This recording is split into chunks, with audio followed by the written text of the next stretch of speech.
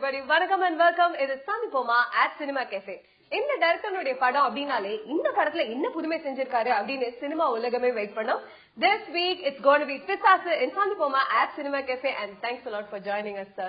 And இப்போ எந்த படமா இருந்தாலும் fresh look மாதிரி நீங்களும் fresh lookல இருக்கீங்க. So tell us about Pisasu. Pisasu ஒரு ரொம்ப முக்கியமான படம். It's a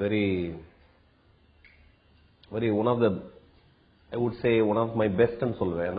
I wrote this story from my heart. ஒரு பெரிய சேலஞ்ச் இந்த ட்ரெண்ட்ல, ஒரு ஹாரர் ட்ரெண்ட்ல எப்படி இன்னொரு படம் வந்து இந்த ட்ரெண்ட் சம்பந்தம் இல்லாம வேற ஒரு பரிணாமத்தில் எப்படி எடுக்கிறது ஒரு பெரிய சேலஞ்ச் தான். So I believe only in truth and honesty. அதை மட்டுமே வச்சுக்கிட்டு எங்க டீம் ஒர்க் பண்ணுச்சு. I think that is the reason that Pisasu is doing well. Introduce your hero to us.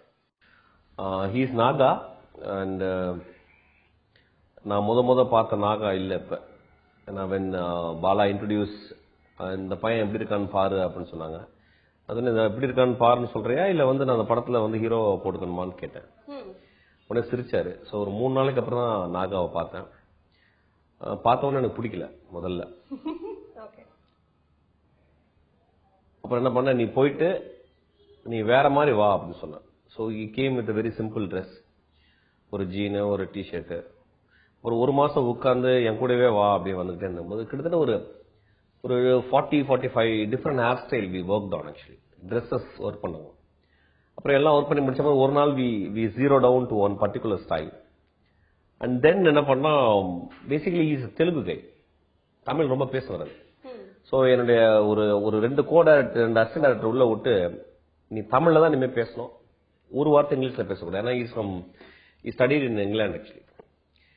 So நீ தமிழ் தான் பேசணும், இங்கிலீஷே பேசக்கூடாது.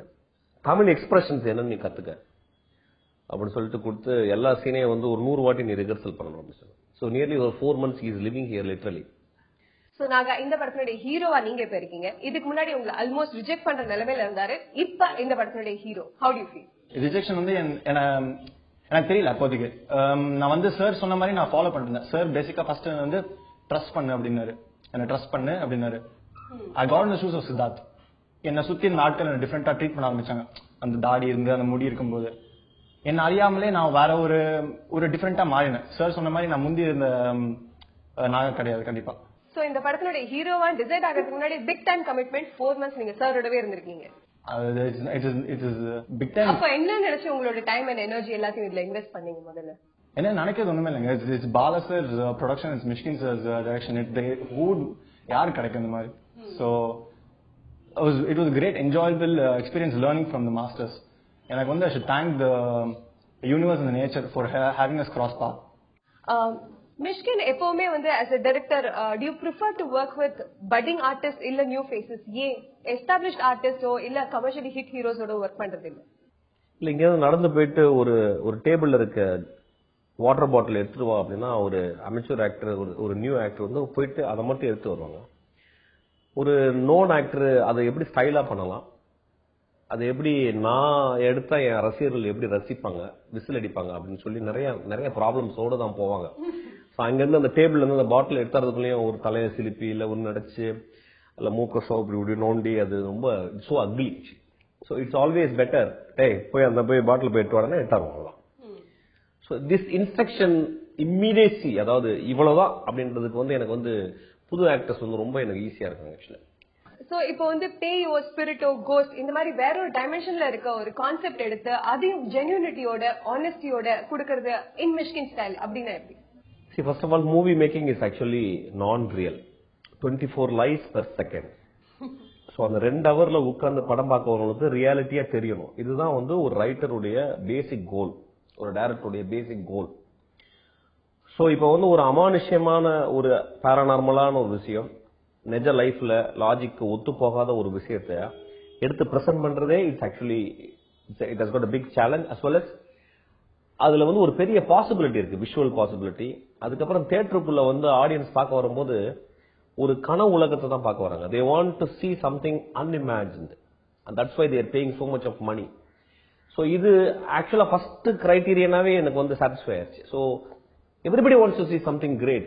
அதாவது ஒரு ரஜினிகாந்த் வந்து 200 பேர் அடிக்கணும், ஒரு எம்ஜிஆர் வந்து ஒரு 300 பேர் அடிக்கணும். ஸோ நிஜ லைஃப்ல இது பாசிபிலிட்டியே கிடையாது. இட்ஸ் நான் reality. It is an imaginary situation. இதுக்கு தான் ஆடியன்ஸ் பார்க்க வராங்க. ஸோ ஒரு பேய் படம் அப்படின்றது வந்து பாத்தீங்கன்னா அதுலயே ஃபர்ஸ்ட் கிரைட்டீரியா ஓகே ஆச்சு. இப்போ என்னன்னா அந்த 2 மணி நேரத்துக்குள்ள பார்க்கும்போது அது அவங்களுக்கு ரியாலிட்டியா தெரியணுங்கிறதுக்காக ஒரு இன்டர்னல் லாஜிக்கா ரொம்ப ஸ்ட்ராங்கா பில்ட் பண்ணணும். That is what structure. That is what I want right. அப்புறம் எப்படி ஒரு பேயை வந்து நீங்க காட்டுறது அப்படின்னா அந்த பேயை காட்டும் போது வந்து எப்படி பிலீவ் பண்ண வைக்கிறது. ஏன்னா எல்லா பேய்களும் ஒரு காலத்துல நைட்டி போட்டே வருவாங்க. எல்லா பேயும் வந்து ரேப் பண்ணிருப்பாங்க. எல்லா பேயும் வந்து உங்களுக்கு வந்து அது வந்து பயங்கரமா சத்தம் போட்டு வந்து ஏதாவது பண்ணும். சோ இதெல்லாம் பண்ணாம வேற மாதிரி பண்ணும்போது வேற மாதிரி பார்க்கும்போது ஆடியன்ஸ் இமீடியட்லி தேர் ஹூக்ட் ஆக்சுவலி. அது என்ன நடக்குது கதையோட சேர்த்து போகும்போது வாட் நெக்ஸ்ட் போகும்போது அந்த bay of the audience actually responding actually they are drawn into the கிட்டத்தட்ட பேயோட போயிடறாங்க. இந்த படமே பாத்தீங்கன்னா வந்து பேயுடைய பாயிண்ட் ஆஃப் வியூ தான். ஒரு நாகாவுடைய பாயிண்ட் ஆஃப் வியூ இருக்கும், அந்த பேயுடைய பாயிண்ட் ஆஃப் வியூ செப்பரேட்டா இருக்கும். நான் 2 பக்கம் ஷிஃப்ட் ஆயிட்டு போவேன். இன்டர்வல் வரைக்கும் நாகாவுடைய பாயிண்ட் ஆஃப் வியூ, இன்டர்வலுக்கு அப்புறம் பேயுடைய point of view. So actually I am asking the audience to walk in the ghost shoes. So இது ஒரு பெரிய இது சேலஞ்சுன்னு சொன்ன போனா this is what I want to take risk. ஒவ்வொரு பேய் படமும் ஒரு டைரக்டர் ஒரு ரைட்டர் வந்து it's a risk, a big risk to convince the audience with an internal logic of that screen time is very difficult. ஆனா ஒரு படம் அப்படின்னா தான் இன்ட்ரெஸ்டா இருக்கும். என்னைக்குமே tight rope walking is the most magnanimous moment. It's a most happening moment.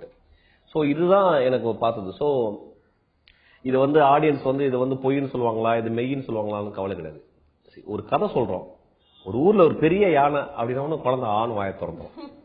So that is the basic logic I worked on. I think it's worked out well. I'm very happy about that. So Naga முதல்ல இவர் கூடவே நீங்க travel பண்றதை விட இப்போ as a director and first shot வைக்கும் பொழுது as a director Mysskin எப்படி ஃபீல் பண்ணீங்க?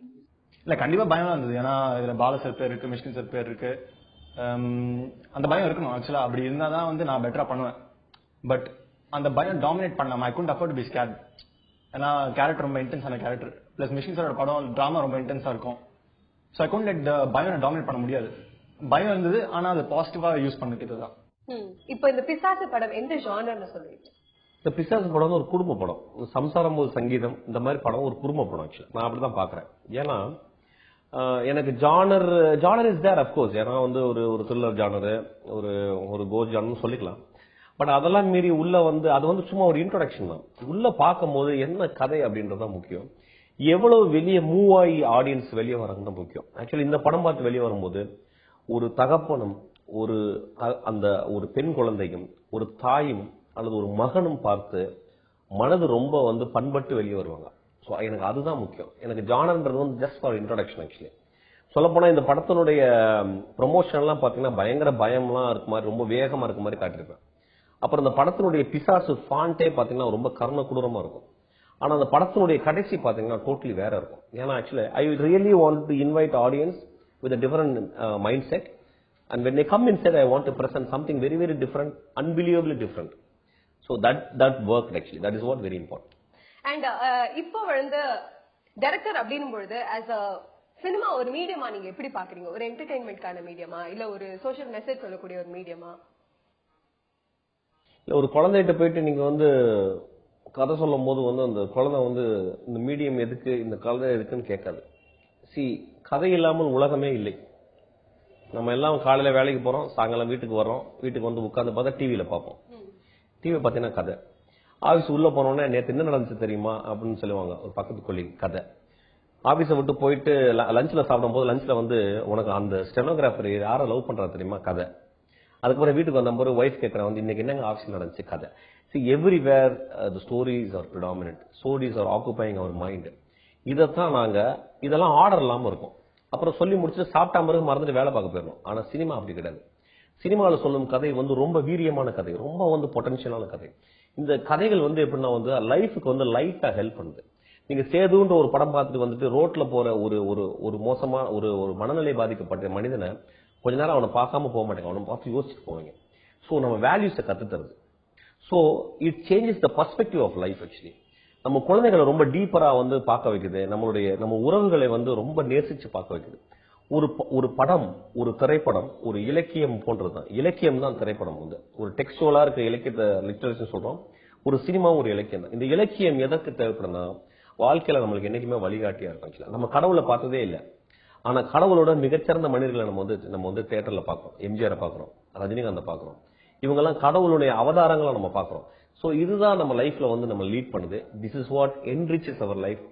These values are very important to know. Breathe our being.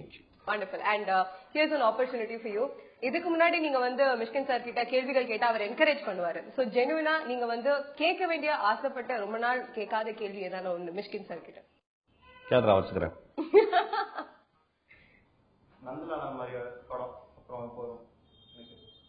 இதுவே ஆக்சுவலா நந்தலாலாவோட இன்னொரு எக்ஸ்பிரஷன் தான். நந்தலாலா வந்து ஒரு ரோட்ல போகும்போது ரெண்டு பேருக்கு நடக்கிற ஒரு இணைப்பு தான், பாச இணைப்பு. இது வந்து ஒரு வீட்டுக்குள்ள ஒரு பேயும் ஒரு சித்தார்த்த என்ற கேரக்டருக்கும் நடக்கிற ஒரு இணைப்பு தான் ஆக்சுவலா. So every story is actually a journey. இந்த படத்துலயும் ஜேர்னி, இந்த படத்துலயும் எப்படி நந்தலாலா உனக்கு பெரிய ரெவல்யூஷன் கிடைச்சது மாதிரி நாகாக்கும் சித்தார்த் என்ற கேரக்டருக்கு பெரிய ரெவல்யூஷன் கிடைச்சது. So that transform is whole life. So எல்லாமே கிட்டத்தட்ட நந்தலாலா தான். So I think this is also you can call it Nandalala part 2.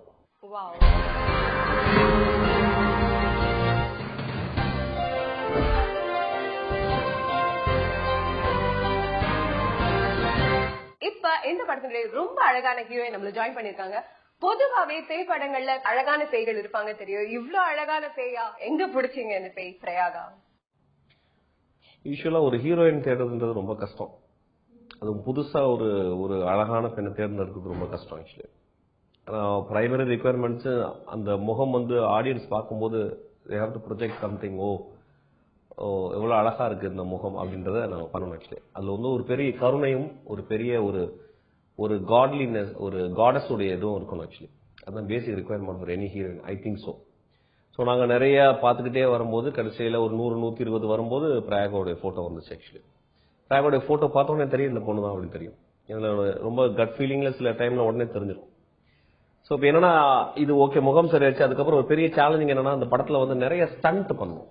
ஒரு பிசாசாக இருக்கும்போது வந்து நிறைய ஸ்டண்ட் பண்ணணும். நிறைய வந்து ஸ்டண்ட் நாங்கள் இமேஜின் பண்ணி வச்சிருந்தோம். அதாவது வந்து ஒரு ரோப் சீக்வன்ஸ்ல ஒரு 100 அடியில இருந்தெல்லாம் வந்து ஸ்விங் பண்ணணும் அந்த மாதிரிலாம். ஸோ இதெல்லாம் முடிச்ச பிறகு அதுக்கப்புறம் பயங்கர பொறுமை வேணும். இந்த பொறுமை அப்படின்றது எப்படின்னு கேட்டா வந்து இதுக்கு வந்து அந்த ஹீரோயின் மட்டுமே முக்கியம் இல்லை, அந்த ஹீரோயினுடைய பேரண்ட்ஸும் கோஆபரேட் பண்ணணும். ஸோ இந்த படத்துக்கு வந்து ஹீரோயின் பேரண்ட்ஸ் தான் நிறைய பேசணும் ஆக்சுவலா. நீங்க எப்படி இந்த மாதிரி ஒரு மேக்கப் போட்டுட்டு அப்படியே உட்காந்துருக்கணும். அப்புறம் நிறைய படத்துல வந்து மூஞ்சி அழகா இருக்காது, பேயா தான் பிசாசா தான் இருக்கும். அதை நீங்க எப்படி ஒத்துக்கிறீங்க? முதல் படத்துல நீங்க சொல்லும் போது வந்து அது எப்படி நீங்க ஒத்துப்பீங்கன்னு சொல்லிட்டு I have to give them strength. So இது வந்து அவங்க எல்லாமே ஒத்துக்கிட்டு கடைசியில வந்து இந்த படத்துக்கு வந்து பிரயாகா வந்து Prayaga is destined to do this film actually.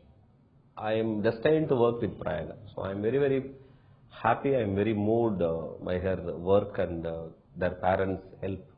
So Prayaga, நீங்க தான் இந்த படத்தினுடைய ஹீரோயின்னு சொல்லிட்டாங்க, நீங்க தான் பேய்னு சொல்லிட்டாங்க. எப்படி நீங்க உங்களை மோல்ட் பண்ணிட்டீங்க?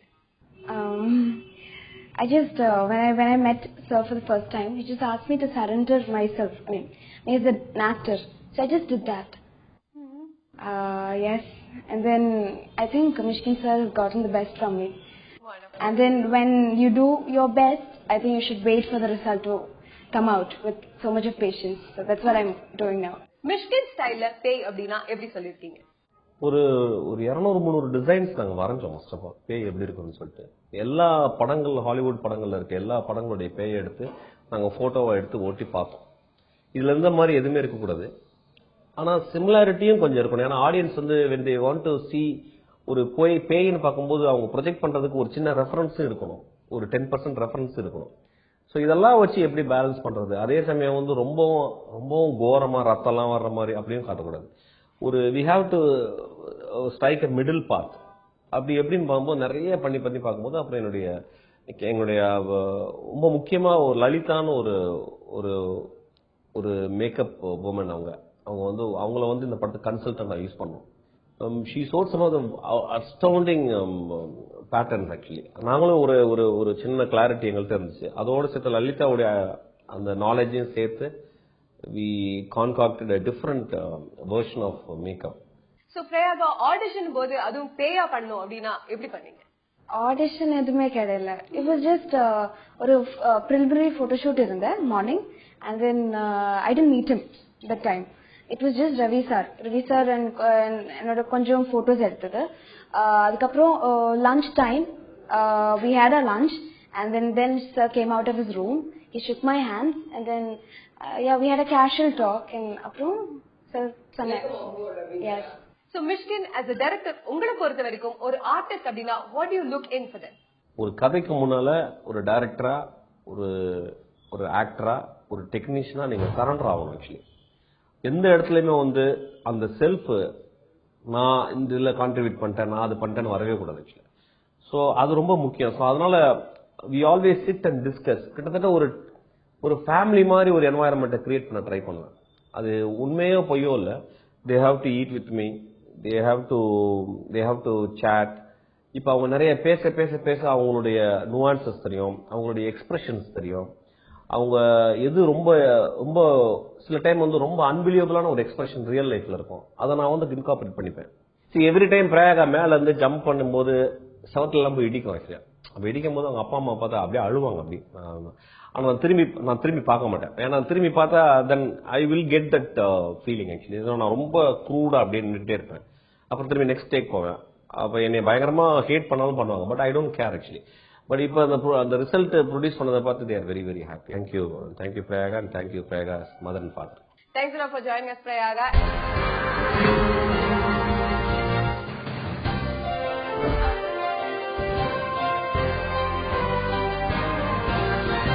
இந்த படத்துடைய சினிமாட்டோகிராஃபர் நம்ம ஜாயின் பண்ணிருக்காரு. So tell us sir, how was it working in Pisasu?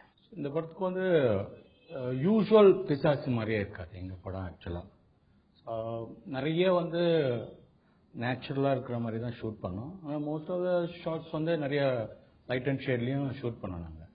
So director சொன்ன மாதிரி அந்த பிசாஸோட எஃபெக்டுக்காக நிறைய நாங்க ரிசர்ச் ஒர்க் பண்ணோம். ஸோ தட் வாஸ் அதுவே எங்களுக்கு பெரிய ஒர்க்காக இருந்துச்சு.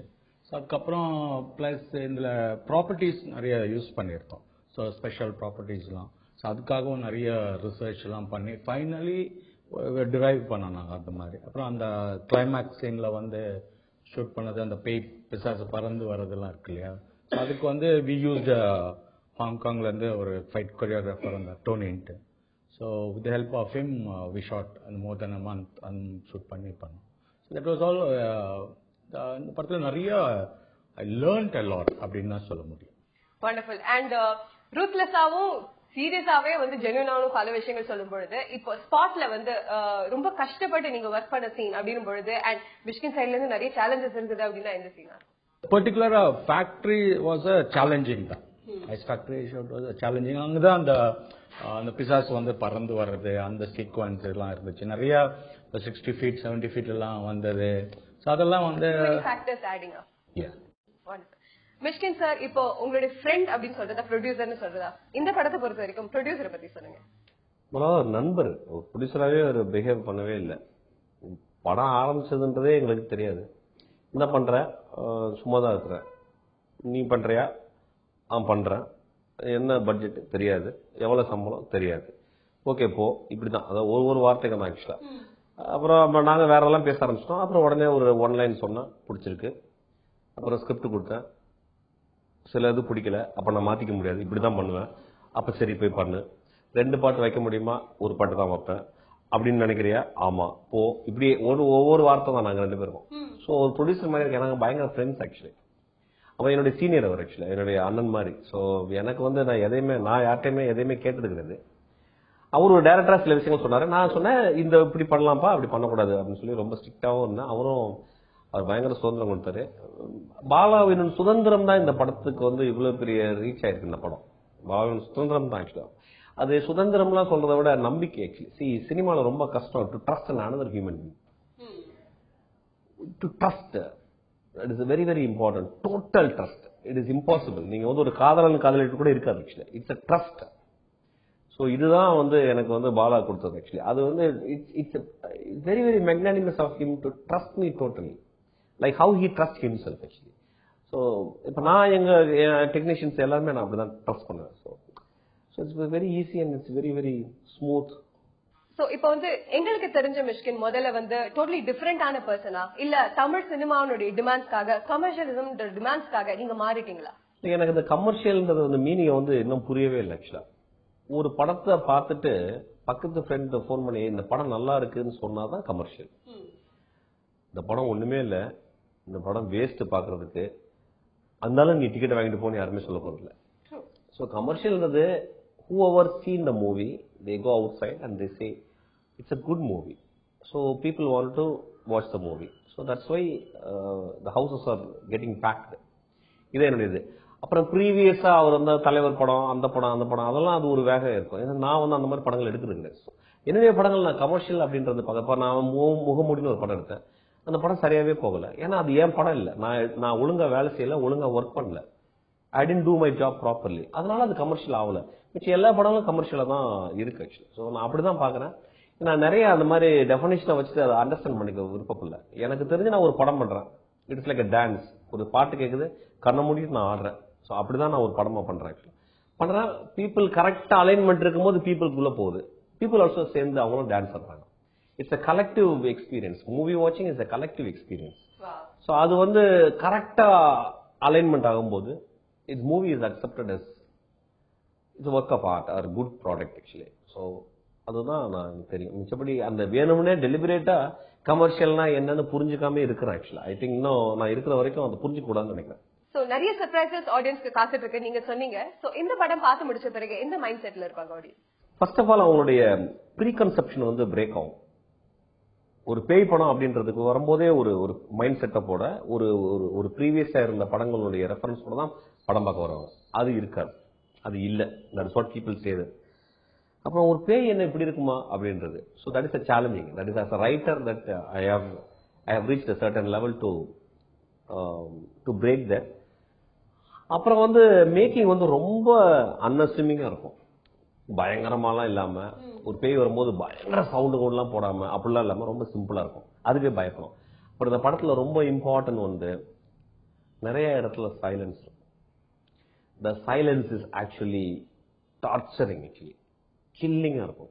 அந்த சைலன்ஸ் வந்து எப்படி கேட்டா, படம் பார்த்தவொடனே எல்லாருமே சொல்றது வந்து ஐயோ என்ன நடக்க போகுதுன்னு தெரியலன்றத வந்து I stretch and stretch and stretch and stretch நான் கிவ் இட் அந்த மாதிரி இருக்கும். ஸோ அது எனக்கு ரொம்ப பிடிச்சது. அப்புறம் என்னுடைய இந்த படத்துக்கு வந்து ஒரு பெரிய எக்ஸசைஸா நான் ஃபீல் பண்றேன். என்னுடைய ஒர்க் அடுத்த படத்துக்கு இந்த படத்தினுடைய ஒர்க் வந்து எனக்கு ஹெல்ப் பண்ணணும்னு நினைக்கிறேன்.